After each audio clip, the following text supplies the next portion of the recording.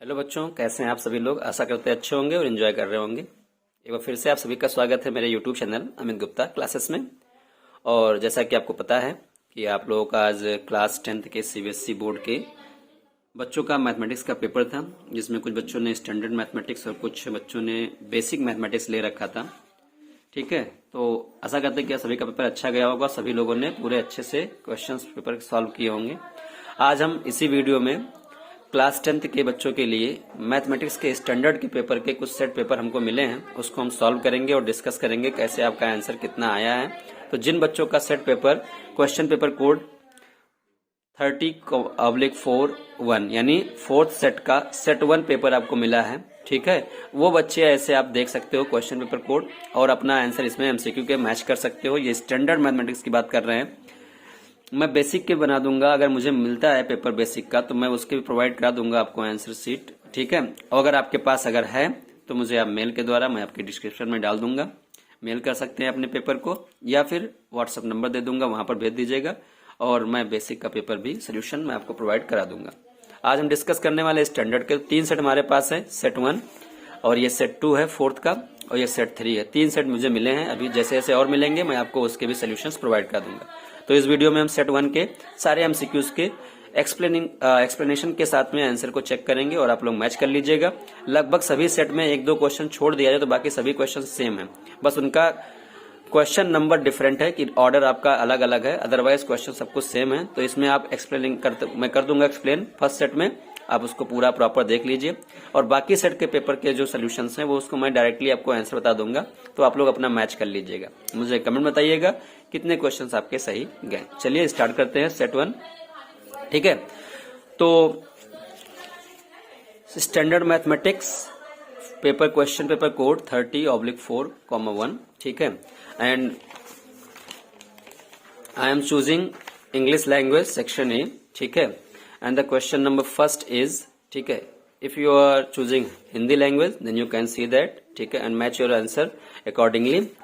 The first question says that if the quadratic equations 9x square plus 8kx plus 16 equals 0 has real and equal roots, then the value of k, ठीक है, very simple questions, ठीक है, you already know about and you also know that when the real and equal roots in a quadratic equations, when the discriminant becomes 0, discriminant become 0, that's mean discriminant is equal to होता है B square minus 4ac, ये formula आपका है, ठीक है, B square minus 4ac equal 0।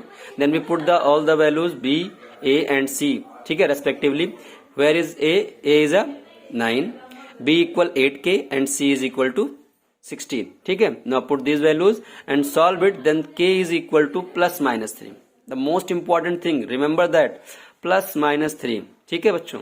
तो ये plus minus 3 जो आंसर आपका आया है, ये दोनों ही ऑप्शंस आपको ए और बी में देखने को मिल रहे हैं, क्योंकि जैसे ही आप +3 रखोगे तो ये इक्वेशन बन जाएगा, तो वहां से आपका जो आंसर आएगा -4/3 आ जाएगा एक्स की वैल्यू, और दोनों -4/3 आएगा। जब -3 रखोगे तो आपको +4/3 आंसर मिलेगा। तो कुल मिलाकर के आपको रूट्स जो है रियल एंड इक्वल तो ही मिल रहे हैं, तो ये इस पर भी पॉसिबल है और इस पर भी पॉसिबल है। तो इस पेपर में जो पहला क्वेश्चन है उसमें दोनों आंसर सही लग रहे हैं। अब प्रॉब्लम ये आ रही है कि सीबीएसई बोर्ड किसको क्या मानेगी, लेकिन मानना तो दोनों को चाहिए भाई कि आंसर अकॉर्डिंगली अगर आप देखा जाए मैथमेटिकली तो दोनों सही है, ठीक है। So we can not choose either A or either B, ठीक है, we choose both because the answer correctly answer is +-3, ठीक है। सो प्लीज चेक इट, ठीक है, विच वन इज करेक्ट, ठीक है। तो इसको आप देख लीजिएगा। Now moving on the next question, it is given that triangle ABC is similar to triangle EDF, which of the following is not true? Not true. Here is asking not true. Then the option C. You see that angle A is equals to angle D, but clearly say that ABC is similar to EDF, and that's mean angle A is equal to angle E. But here angle A is equal to angle D. So option C is totally wrong. Okay, so we can choose option C second. ठीक है, is not true. तो ये आप उसको लगा दीजिएगा, ठीक है। Now moving on next question, question number 3. The nth term of an AP is √2n+1. Its common difference is. We know that the question is based on arithmetic progressions, and here nth term is given. ठीक है. Now put the value of n is equal to 1 and n is equal to 2. Then we find a1 and a2 respectively. Here is it the solution. and we know that the common difference is represented by symbol d, or d is equal to a2 minus a1. Now we solve that 2 root 2 plus 1 minus root 2 plus 1. तो 1 1 cancel out and 2 root 2 minus root 2 is equal to root 2. Then the option A is correct. ठीक है, तो ठीक है, correct answer option A third का, ठीक है, root 2 आएगा. आगे बढ़ते हैं, मूव करते हैं नेक्स्ट क्वेश्चन पर. The question number 4 is says that A PQ and P are the tangent to the circle with center O and radius 4 cm such that angle QPR equal 90 degree. Then the length of OP is. ठीक है, very simple questions. ठीक है, join OR. Then you see that ORPQ is a square. Why? Here clearly see that the angle Q is equals to 90 degree. ठीक है, theorem. Which theorem? Theorem 10.1 says that the radius is perpendicular to the tangent at the point of contact. ठीक है, तो it is 90 degree and also given that angle QPR is equals to 90 degree, so here is also 90 degree. Okay, and it is also 90 degree. Radius is perpendicular to the tangent. Then the one angle is left out, so it is also 90.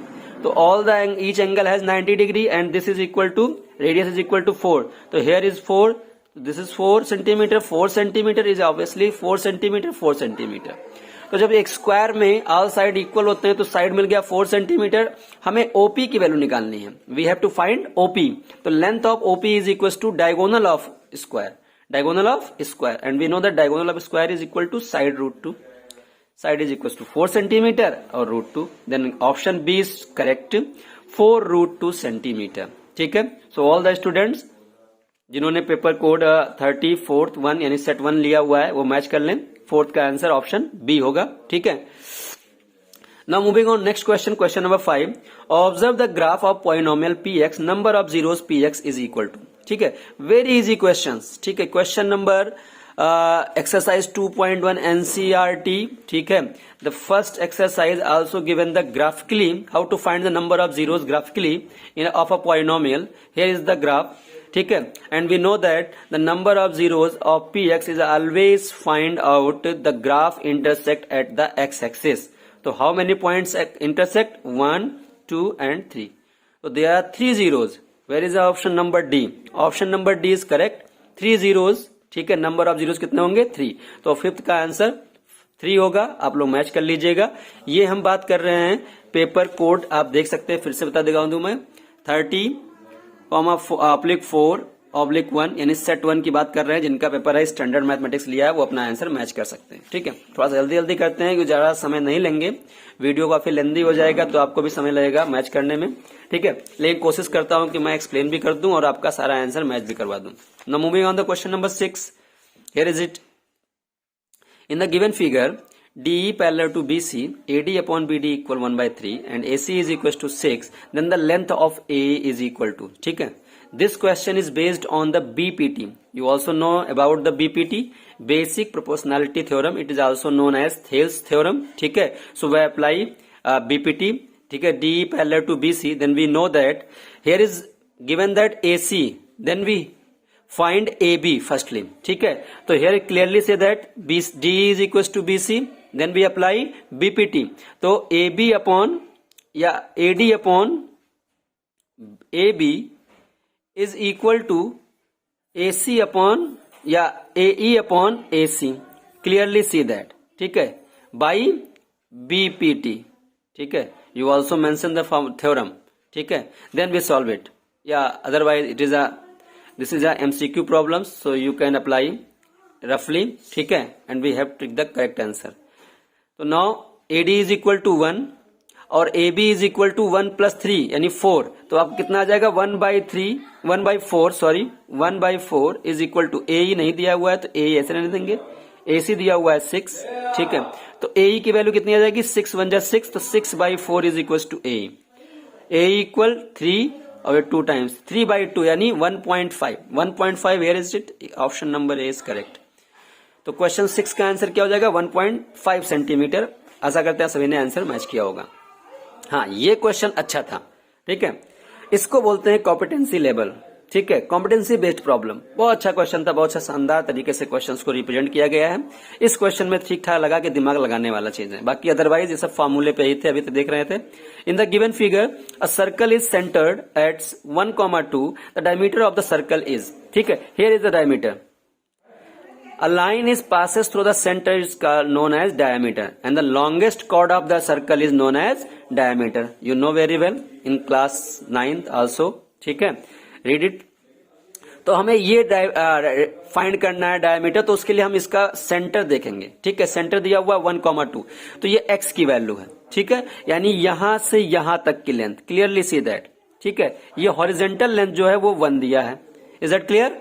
और ये जो vertical length है बच्चों यहां से यहां तक, ये वाला यहां से यहां तक का लेंथ कितना दिया हुआ है, ये 2 दिया हुआ है, वाई एक्सिस, ठीक है, वर्टिकली, तो ये 2 दिया हुआ है। तो अगर ये 2 हो गया तो हम क्लास 9th में थ्योरम पढ़े हुए हैं, क्या थ्योरम पढ़ा हुआ है, a line is drawn to the centre of circle to the chord bisect the chord, ठीक है, तो ये कॉर्ड को बाइसेक्ट करेगा, तो ये आपका 2 है, तो ये 2 है, तो ये भी कितना होगा, यहां से यहां तक कितना होगा, ये भी 2 हो जाएगा, ठीक है। तो अगर ये 2 हो गया, ये 1 हो गया, तो आप इस पे पाइथागोरस थ्योरम लगा दीजिए, ठीक है। कैसे पाइथागोरस क्यों लगाएंगे, पाइथागोरस तो 90 डिग्री राइट एंगल ट्रायंगल में लगता है, तो राइट एंगल ट्रायंगल ही तो बन रहा है, a line is perpendicular to the chord bisect the chord, तो जो लाइन होती है, जो रेडियस गिरता है सेंटर से, वो इस कॉर्ड पर परपेंडिकुलर होता है, तो पाइथागोरस थ्योरम लगाओगे तो कितना वैल्यू आ जाएगा, ये वाला, तो इसका ये परपेंडिकुलर, ये बेस, तो परपेंडिकुलर का स्क्वायर 4, बेस का स्क्वायर 1, तो 4 और 1 5, तो इसका जो रूट होगा वो √5 आ जाएगा, तो इतनी वैल्यू आ गई √5, ये भी √5 होगा क्योंकि यहां से रेडियस से इक्वल डिस्टेंस पे है, ठीक है। तो √5 कितना होता है, 2√5, तो option number D is correct. 7 का आंसर क्या होगा, ऑप्शन नंबर डी, ठीक है, 2√5, tick your answer, option number D. Number 1, next question. The next question, question number 8 is the value of k for which the system of linear equation x upon 2 plus y upon 3 equal 5 and 2x plus ky equals 7 is inconsistent. Chapter 3, you have already read about this problem, ठीक है।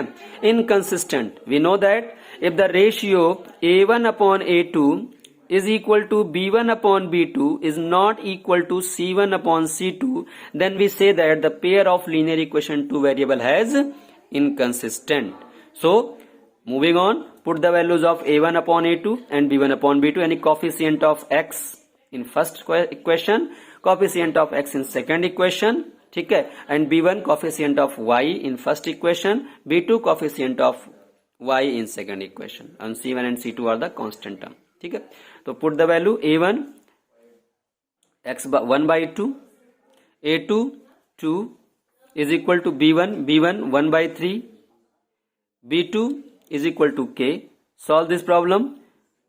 2 and 2 we are multiply, तो 1/4 is equal to 1 upon 3k, तो 3k equal 4, k equal 4/3, ठीक है, option k equal 4/3, option number B, 8th का option number B, tick it, ठीक है, tick the correct answer, option number B 4/3, answer match कर लीजिएगा। 9th question moving, ठीक है, circle is divided into 16 identical sectors if radius of the circle is 7 centimetre, area of each sector is, ठीक है।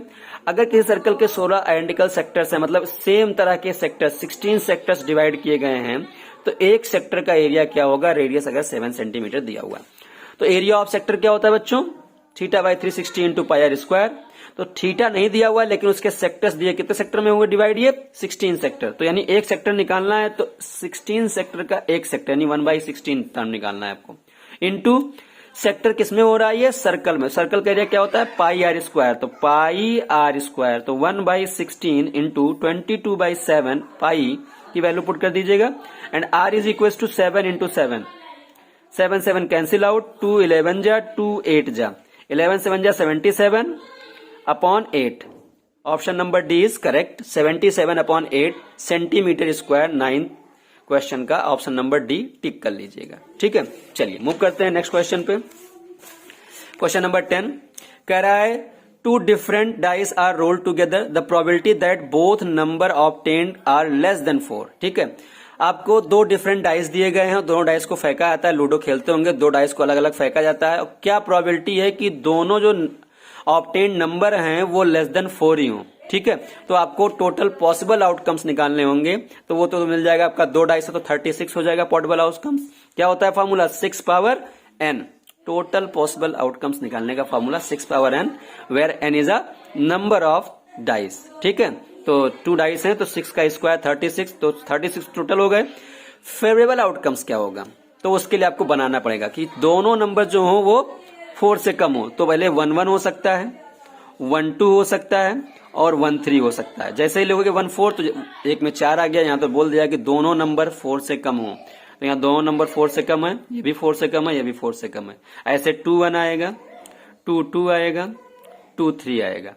ऐसे 3-1, 3-2, 3-3. ठीक है, और 3-4 नहीं आएगा.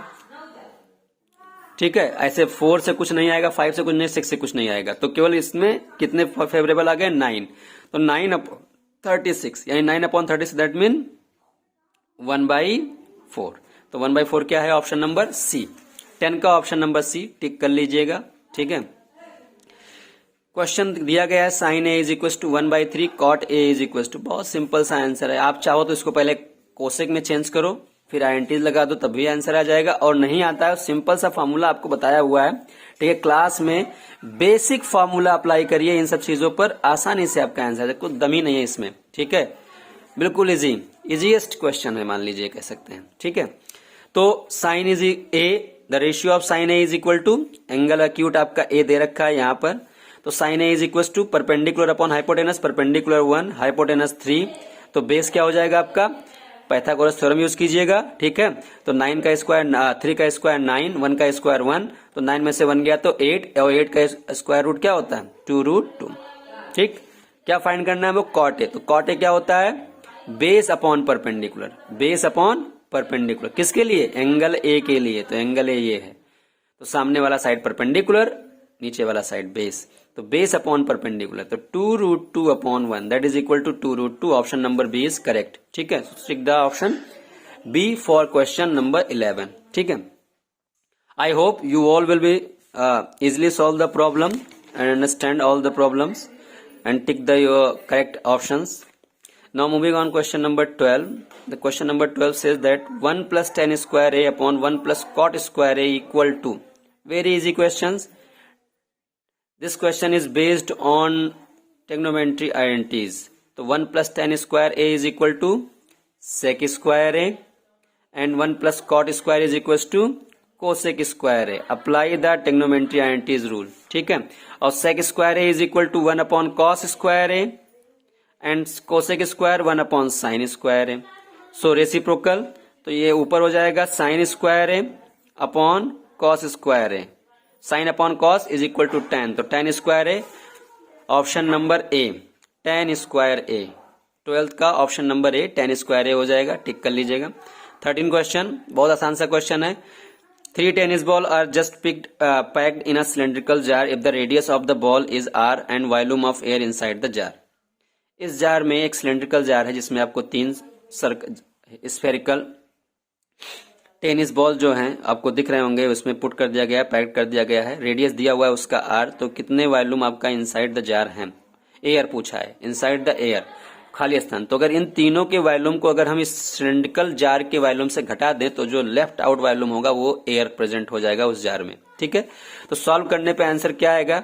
एक्चुअल में वॉल्यूम ऑफ सिलेंड्रिकल पार्ट क्या हो जाएगा? पाई r स्क्वायर है, क्योंकि ये पूरा आपका डायमीटर हो जाएगा स्फीयर का. तो यही जो डायमीटर होगा वही इसका भी डायमीटर हो जाएगा सिलेंड्रिकल पार्ट का. ठीक है, तो रेडियस इसका भी r हो जाएगा और इसका भी रेडियस r हो जाएगा. तो पाई r स्क्वायर h होता है. ठीक है, में से हम क्या करेंगे? 3 into volume of each tennis ball. तो टेनिस बॉल कैसा है? स्फेरिकल है, तो इसमें आ जाएगा 4/3 पाई r क्यूब. अब what is the value of h? Height of cylindrical jar. तो clearly see that this is the diameter of tennis and diameter of tennis ball, diameter of tennis ball. तो total length of the ball is total height of the cylindrical jar is 2r 2r 2r that is equal to 6r. तो put the value of h in the term of radius. तो 6r minus 3 cancel out 4 pi r square cube और here 6 pi r cube minus 4 pi r cube that is equal to 2 pi r cube. So option number A is correct. 13 का option A टिक कर लीजिए. ठीक है, 2 pi r cube हो जाएगा. Now moving the question number 14. PQ is a tangent to a circle with center O and if angle POR is equals to 65 degree then angle PTR. बहुत आसान सा question था. ठीक है, इसमें अगर आप देखिए तो इजीली हम इसको फाइंड कर सकते हैं. 65 दे रखा हुआ है. टोटल जो इसका पता है कि जो ट्रायंगल का एक्सटीरियर एंगल होता है वो इसके ट्रायंगल के अपोजिट इंटीरियर एंगल के सम के इक्वल होता है. इतना तो पता है. ठीक है, तो जब इतना पता है तो हम जान सकते हैं कि इन दोनों का सम जो होगा वो 65 होगा. तो इनका सम 65 हो गया तो तुम्हें ये भी पता है कि ये जो एंगल है वो क्या होगा. अब छोड़ दो उसको. ये पता है कि OS और OR क्या है, रेडियस है. तो ये आइसोस्केलेस ट्रायंगल बन जाएगा. तो यानी ये x ये भी x, तो 2x बराबर 65. 2x इज इक्वल टू 65 तो x इज इक्वल टू 32.5. तो हमको ये वाला एंगल 32.5 मिल गया. और टेंजेंट जो होता है वो रेडियस के थ्रू क्या होता है, परपेंडिकुलर. तो 90 मिल गया. तो ये एक ट्रायंगल जो है SPT ये बन रहा है राइट एंगल ट्रायंगल. तो ये 90 ये 32.5 तो ये कितना होगा, ये होगा 57.5. Angle sum property of a triangle. ठीक है, तो 57.5 ऑप्शन नंबर सी 14 का टिक कर लीजिएगा आप लोग. 15 क्वेश्चन की अगर हम बात करें तो इसका जो आंसर आएगा वो आएगा √a² प्लस b². बहुत सिंपल सा क्वेश्चन था. Apply the distance formula chapter 7 coordinate geometry. a1 दे रखा है a cos theta plus b cos theta और b1 दे रखा है 0. ठीक है, x1 y1 यानी 0 y1 दे रखा है. 0 x2 यहां दे रखा है सेकंड कोऑर्डिनेट में और a sin theta minus b cos theta y2 की वैल्यू दे रखी है. डिस्टेंस फार्मूला होता है x2 माइनस x1. तो दिस इतने में से 0 घटाओगे तो इतना ही मिलेगा. तो इसका होल स्क्वायर तो a cos theta plus b sin theta whole square. ठीक है, और प्लस ठीक है y2 माइनस y1. तो y2 माइनस y1 यानी इस पूरे में से 0 घटाओगे तो फिर यही मिल जाएगा. तो a sin theta minus b cos theta का होल स्क्वायर. ठीक है, और ये पूरे पे क्या होता है अंडर रूट ऐसे. ठीक है, इसको जब ओपन करोगे तो यहाँ आ जाएगा a² plus b² plus 2ab. तो प्लस 2ab यहाँ भी आएगा और प्लस 2ab यहाँ भी आएगा. साइन थीटा कॉस थीटा तो वो कैंसिल आउट हो जाएगा. तो खाली क्या बचेगा यहाँ से बचेगा under root a² cos square theta plus b² sine square theta. और यहाँ क्या बचेगा a² साइन स्क्वायर थीटा और plus b² cos square theta. ठीक है, और रूट बाकी सब कैंसिल आउट. तो जब यहाँ से a² यहाँ भी है a² यहाँ भी है, कॉमन लोगे तो बचेगा sine square plus cos square. तो आईएनटी होती है 1 तो खाली बचेगा a². ऐसे यहाँ भी b² कॉमन लोगे तो sine square plus cos square 1 तो बचेगा b². तो a² प्लस b² का रूट कहाँ है, ऑप्शन नंबर ए. ठीक है, तो 15 का ऑप्शन नंबर ए टिक कर लीजिएगा और देख लीजिएगा मैच कर लीजिएगा ऑप्शन नंबर ए. 16 में दिया गया है, कह रहा है कि an ice cream cone of radius r height h is completely filled with 2 spherical scoops of ice cream. If the radius of each spherical scoop is r/2 then h upon 2r is equal to क्या होगा 1:2. 1:2 option number B 16 का कैसे आएगा. देखिए अगर हम h upon 2r के respect में पूछा है तो इसका मतलब सिलेंड्रिकल जो आपका एक कोन है आइसक्रीम कोन जो आपका दिया गया है वो कोनिकल है. तो कोन के वॉल्यूम को अगर हम डिवाइड कर दें उसके स्फेरिकल स्कूप के वॉल्यूम से तो हमें इसका आंसर मिल जाएगा. तो रेशियो निकालना है हमको h अपॉन 2r. तो कोन का वॉल्यूम क्या होता है 1/3 पाई r स्क्वायर h. ठीक है, रेशियो 2 हैं तो 2 स्फेरिकल हैं तो 2 इंटू स्फेरिकल स्कूप है तो स्फेयर का वॉल्यूम क्या होता है 4/3 पाई r³. अब कुछ बच्चे होंगे कि इसमें कहेंगे वॉल्यूम क्यों लगाया. भाई कोई चीज फिल्ड की जाती है तो कैपेसिटी बताती है. ठीक है, कि उसके अंदर फिल किया जा रहा है तो उसकी वॉल्यूम को ऑक्यूपाई करेगा तो इसलिए वॉल्यूम का फार्मूला अप्लाई किया. ठीक है, तो यहां से कैंसिल आउट क्या हुआ, यहां से कैंसिल आउट हो गया. अच्छा, यहां पर जो स्फेरिकल रेडियस दिया हुआ r/2 तो r/2 का स्क्वायर क्यूब करोगे तो r का क्यूब अपॉन 8 हो जाएगा. ठीक है। अब 3 से 3 कैंसिल आउट हो गया, पाई से पाई कैंसिल आउट हो गया, आर स्क्वायर से आर स्क्वायर कैंसिल आउट होगा तो एक आर बच जाएगा, ठीक है।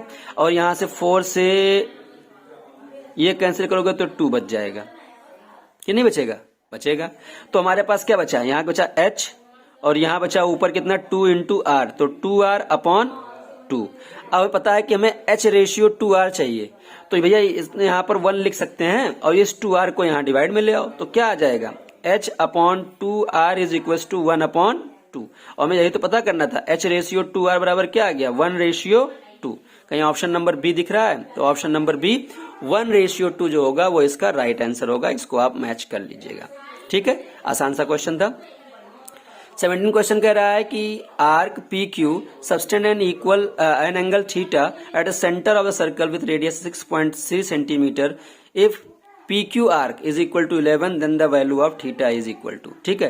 तो लेंथ ऑफ आर्क का फॉर्मूला यहाँ क्लियरली लिखा हुआ है। देखिए यहाँ पर आर्क का इसलिए सिंबल बना दिया गया, तो ये लेंथ ऑफ आर्क दिया है, तो फॉर्मूला भी आपको लेंथ ऑफ आर्क का ही यूज करना है। क्या होता है फॉर्मूला? लेंथ ऑफ आर्क यानी आपका दे रखा है 11 इज इक्वल टू, क्या होता है formula? Theta by 360 into 2 pi r, 2 pi r. R की वैल्यू क्या दे रखी है? 6.3, ठीक है। सॉल्व कर लीजिए इसको, थीटा इक्वल क्या आ जाएगा? ये इधर मल्टीप्लाई, तो 11 इंटू 336, बाकी सब इधर, तो 2 इंटू पाई इंटू 6.3, ठीक है। सॉल्व करेंगे क्या मिल जाएगा आपको? 11 इंटू 30, अब यहाँ डेसिमल हटा दो, 0 बढ़ा दो, तो 3600 अपॉन 2 पाई की वैल्यू 22/7, तो 22 7 ऊपर हो जाएगा और अपॉन इंटू कितना? 63, 7 9 जा 9, 11 से काटिए इसको 2 टाइम्स, तो 2 2 जा 4, 4 9 36, 36 से इसको काटो कितने टाइम जाएगा? 100 टाइम्स। तो कितना आ गया थीटा की वैल्यू? 100। यही ऑप्शन है, तो ऑप्शन नंबर डी 100 इसका राइट आंसर होगा 17 का, ठीक है। 100 is the right answer, match कर लीजिएगा। 18 क्वेश्चन पे आइए, बहुत ही आसान सा क्वेश्चन, इंपेरिकल फार्मूला यूज करिए इस पर, ठीक है। What is the empirical formula in statistics? Mean median mode, if the any two values are given then the mode is equal to 3 median minus 2 mean, ठीक है। बहुत सारे टाइम इसको हमने क्लास में डिस्कस किया है, बार बार इसको आपको लर्न भी कराया है, और मैंने आप लोगों से कहा था कि अगर आप लोगों ने सभी चैप्टर्स के फॉर्मूले अच्छे से तैयार कर लिए तो आपको 50% क्वेश्चंस तो वैसे देखने को मिलेंगे जो डायरेक्टली फॉर्मूले पे ही होते हैं, ठीक है। तो इसका आंसर क्या आएगा? 34 is the right answer. Apply the empirical formula, mode is equal to 3 median minus 2 mean, ठीक है। Very simple easy formula, empirical formula. Now move on assertion reason या क्वेश्चन बेस्ड प्रॉब्लम, ठीक है। Question number 19, assertion is also true, the probability of happening of an event is 0.2 p, p is greater than 0, p यहाँ 0 से बड़ा है, लेकिन p can't be more than 5, बिल्कुल सही जवाब। p अगर 5 से बड़ा हो जाएगा तो ये वैल्यू आपकी जो है 1 से बड़ी हो जाएगी, और हमें पता है, we know that the probability of an event is always lie between 0 less than or equal to p, p less than or equal to 1, यानी 0 और 1 के बीच में ही रहती है। 0 हो सकती है या 1 हो सकती है, लेकिन ना 1 से बड़ी होगी और ना 0 से कम होगी, तो इसलिए 5 से बड़ा वैल्यू यहाँ पर नहीं रख सकते। इसका मतलब ये असर्शन सही है, और ये फार्मूला भी आपका कॉम्प्लीमेंट्री इवेंट्स का लग रहा है, ये भी सही है, और इसी पर ये क्वेश्चन बेस्ड भी है, इसलिए ऑप्शन नंबर ए जो इसका हो जाएगा वो राइट आंसर होगा, ठीक है, क्योंकि इसी के अकॉर्डिंग ये क्वेश्चन हम इसको जस्टिफाई करेंगे। समझ में आया? अच्छा, थोड़ा सा डाउटेबल क्वेश्चन लग रहा है 19 में, लेकिन मोस्टली जो इसका अगर मैं देखूं क्वेश्चन का जो सही ऑप्शन जो होगा वो कॉम्प्लीमेंट्री इवेंट करना चाहिए। रीजन तो हमें लग रहा है कि ये सही लग रहा है, ठीक है, रीजन सही है ही है, लेकिन इस पर ये अप्लाई भी हो रहा है, ठीक है। वैल्यू अब थोड़ा सा इसमें डाउट हो गया हमें क्लियरली, अब इसमें थोड़ा डाउट होने लगा 19 पर। वैसे मैं मान के चलता हूं कि इसमें बी भी कुछ बच्चे सही कर सकते हैं, हो भी सकता है, ठीक है। बताइएगा आपने कैसा ऑप्शन लगाया है, मैं भी इसको ए मान के चल रहा हूं, ज्यादातर मुझे पॉसिबिलिटी ए ही दिख रही है, लेकिन इस पे हम 50-50 रखते हैं, बी भी ऑप्शन सही हो सकता है। मुझे बताइए आप लोगों ने क्या ऑप्शन इस पर लगाया है, ठीक है। 20 का ऑप्शन नंबर ए ही पक्का होगा, ठीक है, बिल्कुल करेक्ट आंसर है। √3 + √5 is an irrational number. Obviously जब हम किसी भी दो डिफरेंट इरेशनल नंबर्स को या दो इरेशनल नंबर को आपस में ऐड करते हैं तो उनका रिजल्ट जो होगा वो हमेशा इरेशनल ही होता है, इसलिए option number A is the correct option, ठीक है। तो ये सेट 1 के पूरे 20 क्वेश्चंस आपके एमसीक्यूज एक्सप्लेन कर दिया मैंने, ठीक है, और एक्सप्लेन आपको दिख भी रहा होगा। अगर कोई समस्या आ रही है इसमें, ठीक है, if you find any problem regarding these problems of MCQs 20 questions, then you can freely ask in the comment box. Otherwise you tell me and share with your problem with my WhatsApp number. I will try to solve this problem, ठीक है। अब हम जल्द ही इसके second set जो आपका दिया गया है कोड 30/4/2, ठीक है, यानी सेट 2 का हम जल्दी आपको इसके भी एमसीक्यू क्वेश्चंस आपके जो इससे मैच कर रहे हैं सेट 1 से उसको तो मैच कीजिएगा, जो डिफरेंट है उसके भी सोल्यूशन में भी आपको नेक्स्ट पार्ट के वीडियोज में प्रोवाइड करा दूंगा। वीडियो थोड़ा लंबा हो गया है लेकिन कोशिश कीजिए कि आप लोग अपना आंसर मैच कर लें, क्योंकि सेट 1 में अगर आपने पूरा एक्सप्लेन करके मैच कर लिया तो बाकी क्वेश्चन आपके आसानी से हो जाएंगे। इसके बाकी जो ऑप्शन आपके सेक्शन बी, सेक्शन सी, ये भी आपको जल्द ही प्रोवाइड करा दिया जाएगा, ठीक है। थोड़ा समय मिल नहीं पाया था इसलिए आपको थोड़ा सा वीडियो लेट से पहुंच रहा है, इसके लिए क्षमा चाहेंगे, लेकिन सारे वीडियोज आपको प्रोवाइड हो जाएंगे आपके सेट पेपर के। और भी जिन बच्चों के सेट अलग अलग हैं, अगर उनको सोल्यूशन चाहिए तो वो अपना सेट पेपर मुझे भेज सकते हैं, मैं आपको उसका वीडियो भी बना करके आपको अपने यूट्यूब चैनल पर आपको प्रोवाइड करा दूंगा, ठीक है। तो मिलते हैं नेक्स्ट पार्ट में, ठीक है। तब तक के लिए आप एंजॉय करें और अपने आंसर को मैच करें और मुझे बताएं कितना आपका आंसर इसमें सही गया है। Thank you, have a nice day.